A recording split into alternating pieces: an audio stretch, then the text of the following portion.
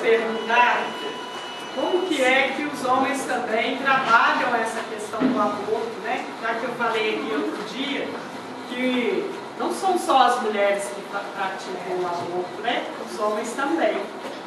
Lembram? E os homens têm consciência, as mulheres têm consciência, a maioria das vezes, e os homens nem sempre. Então a gente poderia as mulheres podem ter essas questões como Eulália, né? Ou a Condessa, geralmente na região uterina. E os homens? Onde estavam os Marcones?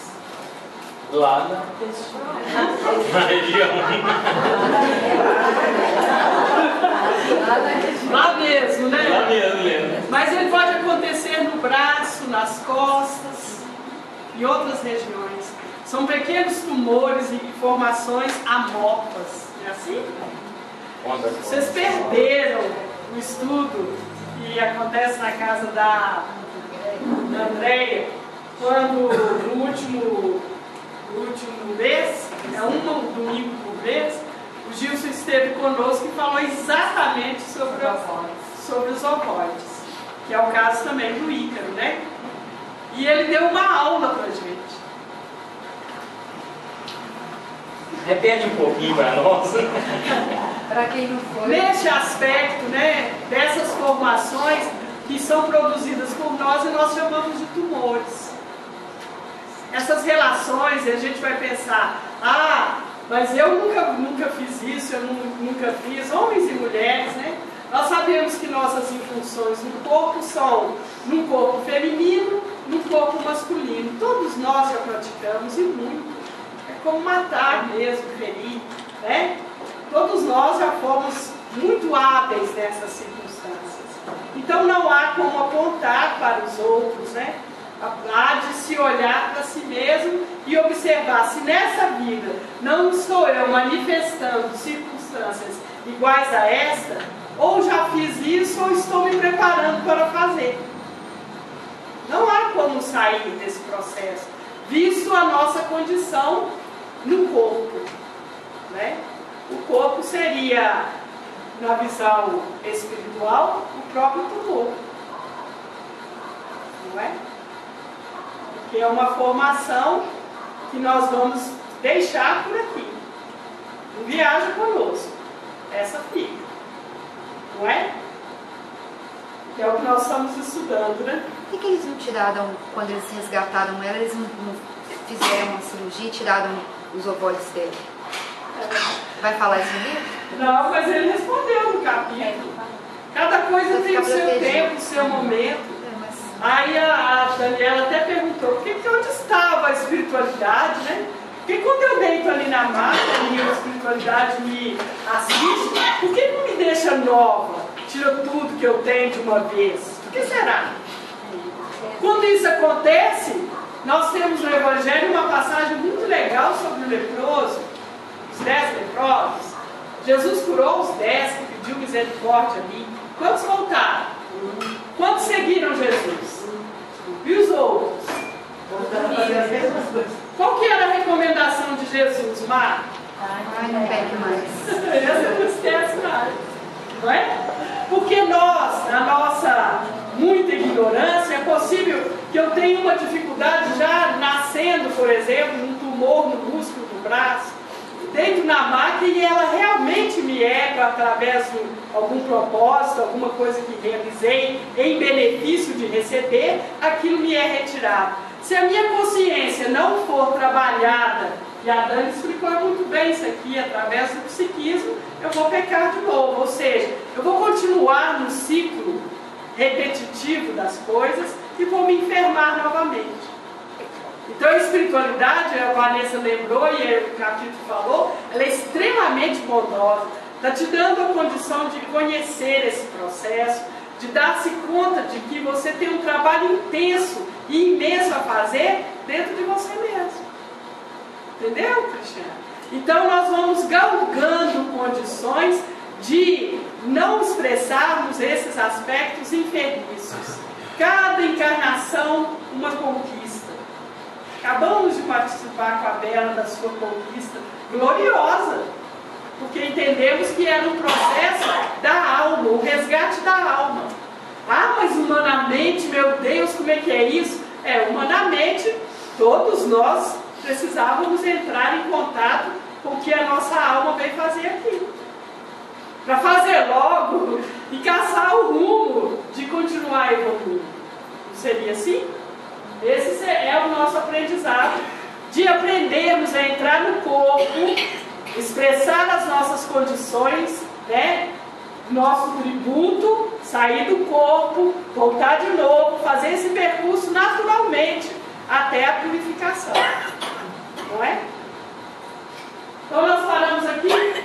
Precisávamos adiantar bastante nosso texto, que a programação é para terminar na semana que vem. O próximo apresentador, por favor, chegue na hora. Vamos iniciar na hora. Avisa aí, tá bom, Curinha? Mas em todos os casos, tanto nos casos de doação, adoção de seres legalmente aqui na Terra, como no caso de doação de seres com os quais a gente sabe já intimamente que não vai conviver, tanto esse ato da doação quanto o ato da adoção, tudo isso deveria ser regulado através de consultas, olha só, ao eu interior, ao eu espiritual. Não deveria ser feito levianamente ou superficialmente, só através de decisões da personalidade. Quando ele fala isso aqui em relação à adoção ou à doação da criança, que era onde nós paramos, isso serve para tudo na nossa vida. Nós deveríamos consultar o nosso eu interior, a nossa vontade interior, para tudo.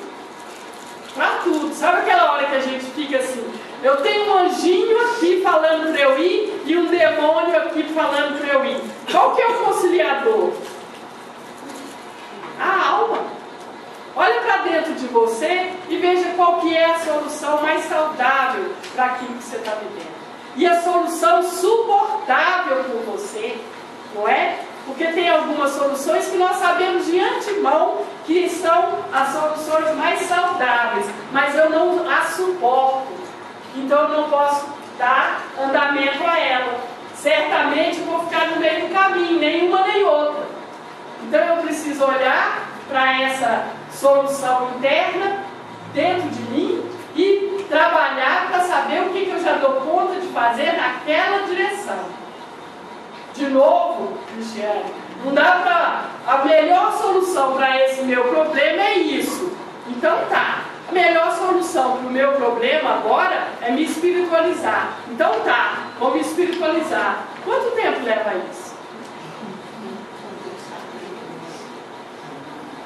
Você saberia me dizer? Cada um no seu tempo. Outra pergunta que muitas pessoas têm é a respeito da eutanásia. No nosso atual estágio evolutivo, que é estágio no qual nós ainda não temos muita consciência da vontade do eu espírito superior, dificilmente nós poderíamos saber se o eu superior já está mais voltado para a vida nas outras dimensões e se o indivíduo humano e se o corpo físico aqui está vivendo por reflexos mecânicos ou por um mecanismo puramente físico. Não temos essa capacidade de saber da vontade, da consciência do eu superior, se a nosso estágio aqui na Terra já pode ser cancelado. Maioria das vezes é por vontade da personalidade, que compreendendo e não suportando o estágio em qual ela está, ela deseja o recurso da eutanásia. Compreendem isso? Por escolha do ego e da personalidade. Não suporto mais essa dor, não quero mais essa condição de viver. Não é assim? Não suporto mais esse tratamento, né? Aquilo que tem sido feito por mim, que tem sido oferecido a mim. Então, por não suportar, é que nós buscamos esse recurso da eutanásia. Ele só seria um processo natural se fosse feito através do eu superior. Vocês lembram lá daquele instrutor, né, que eu contei a história lá no ato, introdução ao ato de morrer, que ele se prepara e desencarna assim naturalmente. Lembram dele? Então, ali a consciência da vontade do eu superior o levou à desencarnação. Mas a gente entendeu aquele processo, né? Qual foi o primeiro processo que teve?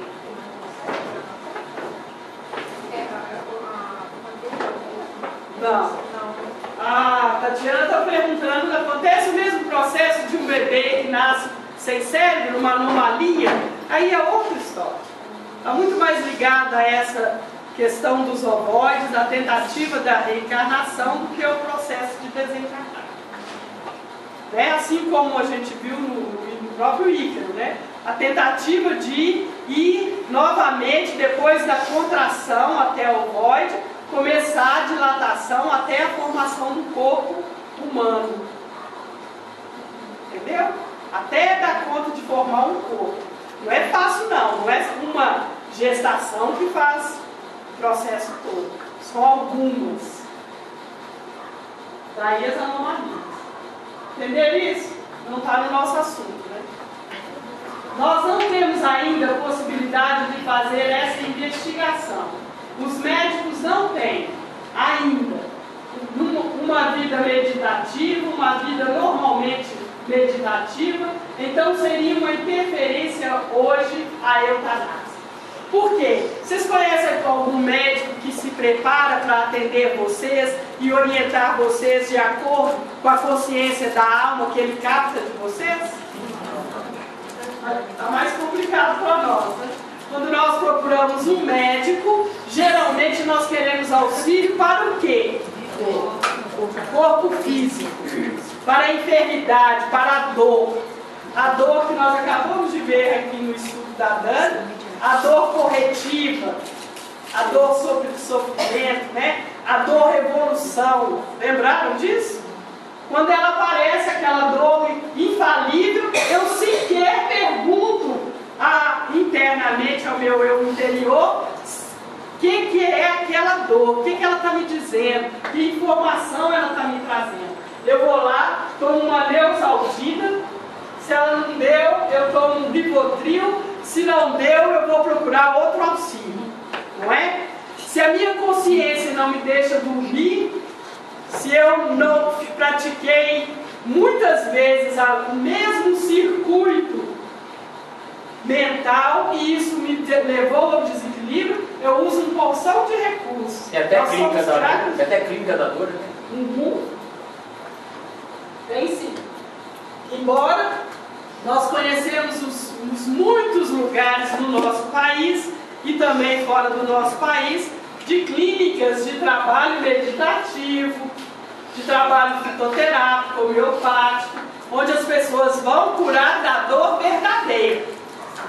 Elas não vão lá curar o corpo não, às vezes até ficam sem o corpo e continuam lá sendo tratadas. Entenderam isso? Mas elas vão lá curar a alma.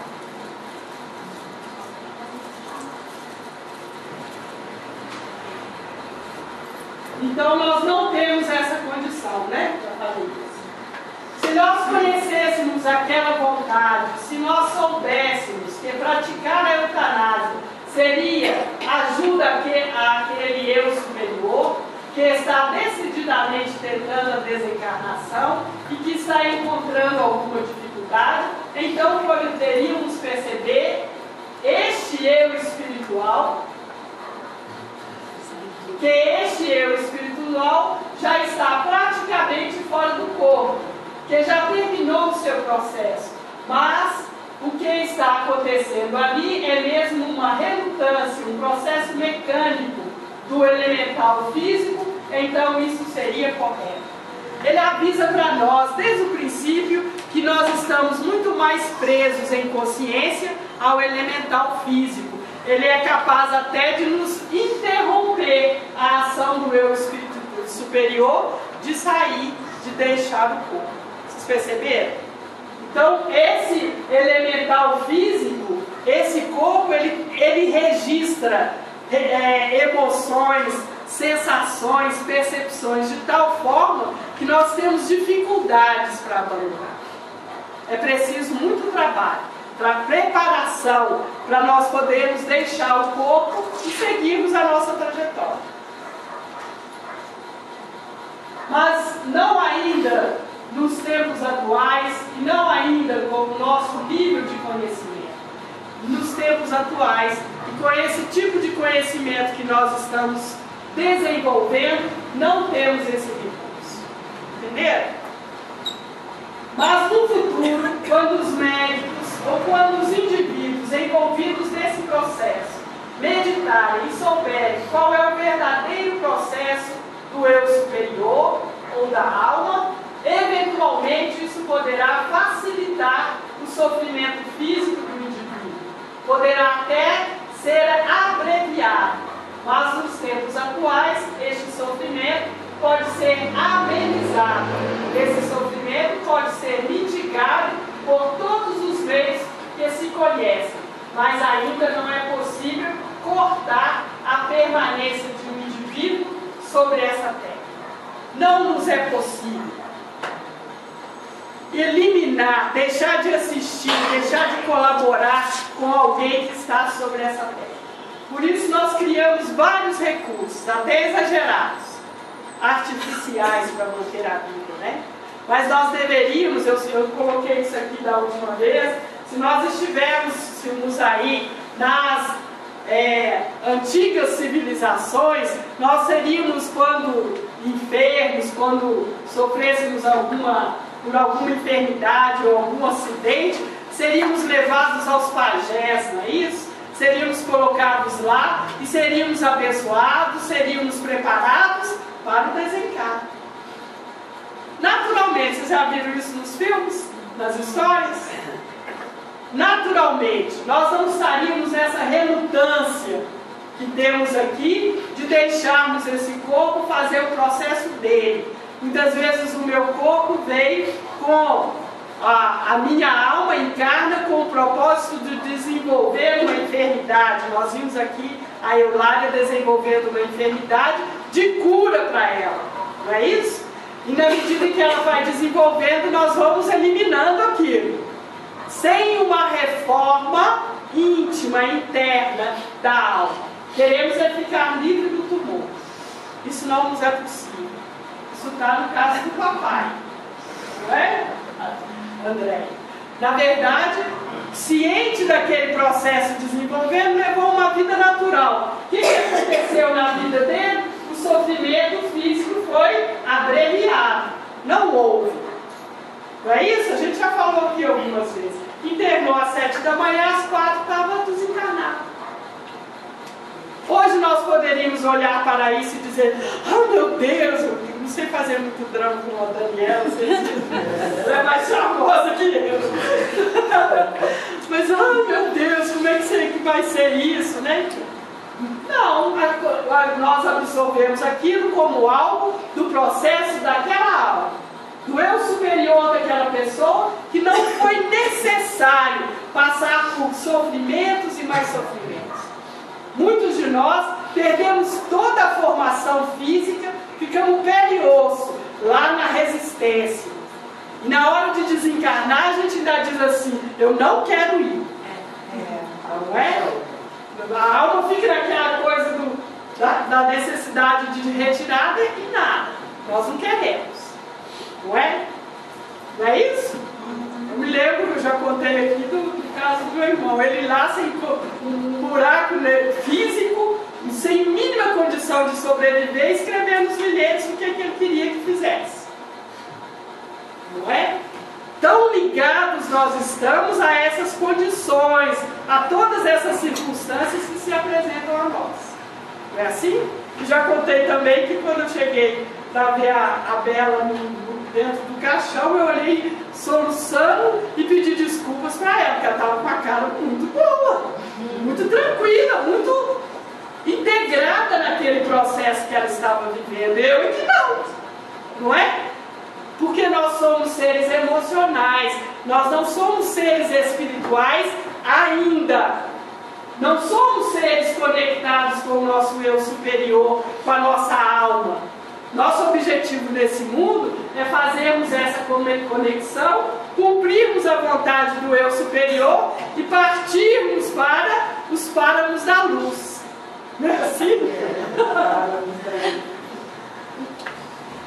Da mesma forma, seria uma interferência nós retermos aqui no plano físico quem está desencarnando. Olha que legal. Como seria uma interferência nós mantermos artificialmente um corpo físico funcionando, porque isso significa uma ação contrária ao movimento natural natural e interno do eu espiritual, que seria desencarnar naquele momento. Nós sabemos que em Figueira existe um local onde as pessoas são levadas e tratadas para desencarnar. Não é? No Céu Azul, aqui em Belo Horizonte, anualmente tem um curso de preparação para desencarnar. Já pensaram nisso? Onde você vai, né? Eu estou indo para o curso. Gente, outra pós-graduação, que o povo acha chique essa palavra. É mestrado, doutorado? Aí fala, não, eu estou indo fazer um cursinho para desencarnar. Você está doida, minha filha? Eu estou doida para desencarnar. Não é? Mas existe, eu estou brincando, mas existe. Vocês podem entrar em contato com a unidade Céu Azul e anualmente tem curso para desencarnar. E curso para quem quer auxiliar alguém a desencarnar. É um curso de tanatologia? Tanatologia, a Gislene faz. A Gislene faz no Renascer do jeito dela. Estou falando que existe lá um curso de preparação. Eu não conheço o jeito da Gislene. Eu conheço o outro curso. Outro dia ela deu, numa viagem que eu fiz com ela, exatamente esse espaço de poderia, ela estava me contando que ela fala isso para os clientes dela quando chega lá com câncer terminal. Só felizmente, né, aquilo que eu falei, se a gente bem pensasse, quando a gente contraísse uma enfermidade, a gente procuraria o bem-estar do nosso campo mental, emocional. O corpo físico a gente ia dando paliativo a ele, uma forma dele fazer o percurso que ele precisa, mas trabalharíamos intensamente o nosso campo mental e emocional. Aí a gente não ficaria nessa prisão do corpo físico. E nem ficaríamos recebendo essas condições. Só uma pergunta, né? Me surgiu uma dúvida no slide anterior, que ali diz a respeito de não fazer essa interferência, né? De manter artificialmente um corpo físico funcionando. Isso não seria um princípio da eutanásia? Não, para essa compreensão não. Não manter artificialmente. Quer dizer assim, você dá um recurso para aquela pessoa. Recurso, a atividade artificial para nós, a maioria das vezes, é respiratória ou sanguínea. Não é isso? Entubar a pessoa. Pois é, respiratória ou sanguínea, não é? Os dois recursos, manter a atividade sanguínea e a atividade circulatória, respiratória. Sanguínea hemodiálise que você fala? Também. Ou então recebendo ali aquele sanguinho, aquele sorinho, então o ar. Então, nós vamos socorrer a pessoa até o limite da resposta física dela. No momento em que é constatado que não há resposta física, não há como manter artificialmente mais.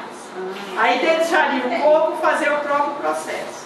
Há pessoas que ficam anos nesse processo. Já aconteceu, e eu acho que isso vem nos despertar, de tirar, demorar um pouco, mas depois desencarnar. Não é? Então nós precisamos entender isso. Isso que é chamado de artificial é essa coisa que a gente quer manter ali. Já sabemos que o corpo já está todo falido, o médico sabe disso. Sabe que não há como recuperar o funcionamento do rim, da atividade vital. Ele sabe que não há, mas ele continua ali naquele processo. É isso que é artificial. Entenderam isso? Nesse trabalho que estamos fazendo, quem intenciona manter-se só em generalidades a respeito do processo da desencarnação, cabe algumas palavras a respeito da doação de órgãos. Isso é importantíssimo para nós. Nós estamos vivendo uma era onde isso nos é possível, não é? Há 50 anos, há 30 anos atrás, nem se cogitava essa ideia. Mas agora isso é muito natural entre nós. Alguém aqui é doador? Eu sou. Tem consciência desse processo? Tem? Eu tenho uma dúvida, né? Porque há um tempo atrás, quando tinha que dar na carteirinha, né, escrito doador de órgãos, teve uma polêmica que o Chico Xavier não autorizou, né? Essa doação de órgãos. E alguém, nunca estou conversando com alguém sabe alguma coisa, sabe? Por que ele não autorizou? Vocês todos têm consciência qual que é o processo de doação? O que vai acontecer com vocês?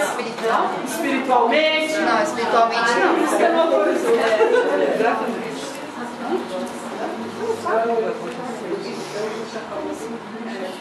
Há 8 anos atrás, uma palestra eu entreguei. Gente, presta atenção. 8 ou 10 anos, uma das últimas que ele fez no Maquetê, inclusive no chão, que eu não tinha lugar, em todo o auditório. No final, eu perguntei para ele, que eu não entendi. Eu cheguei a falar, não entendi. E ele olhou bem para mim e falou assim: eu não concordo com isso há 10 anos. E agora eu vi alguma outra colocação que eu fiquei muito feliz, porque mudou, a coisa muda, né? Dinâmica. Até de repente ele coloca cada caso é um caso. Olha, Você vai tem explicar. algumas coisas para fazer antes de encerrar, então eu vou interromper. Semana que vem você vai explicar isso? Semana que vem eu vou explicar tudinho a respeito disso aqui. Tá bom? Então, e a intenção nossa é de concluirmos o nosso estudo na próxima semana. É isso, Cristiano? Quantos nós temos?